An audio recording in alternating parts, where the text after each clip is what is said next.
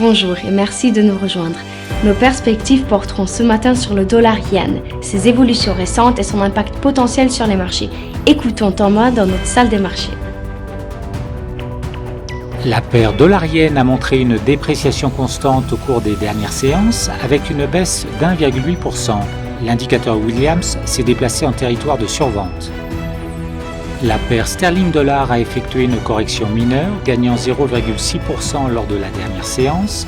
Le RSI est passé dans la zone positive. La paire Aussie-dollar a connu un certain mouvement de baisse avec une chute d'0,5% au cours des deux dernières séances. Le ROC est passé brutalement en territoire négatif. La paire euro-dollar a gagné 0,3% lors de la dernière séance. Le stochastique RSI est passé brutalement dans la zone de surachat. Merci Thomas. Passons aux dernières nouvelles dans le monde financier. Les actions d'Apple ont chuté de 3,4% en raison des restrictions de voyage en Chine dues au coronavirus, alors que les ingénieurs d'Apple s'envolent habituellement pour l'Asie. Le prix de l'or a chuté de plus d'1% malgré l'aggravation de l'état de panique sur les marchés où les investisseurs semblent préférer le yen.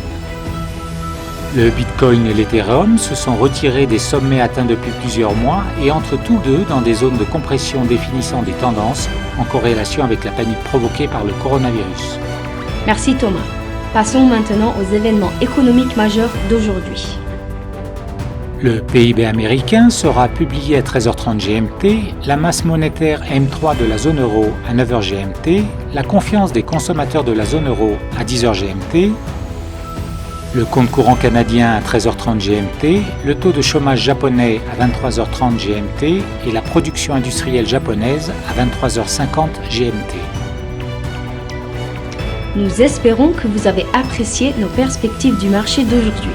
De la part de toute l'équipe, nous vous souhaitons une journée de trading productive. N'oubliez pas de vous connecter demain matin pour tous les événements et les dernières nouvelles sur les marchés financiers.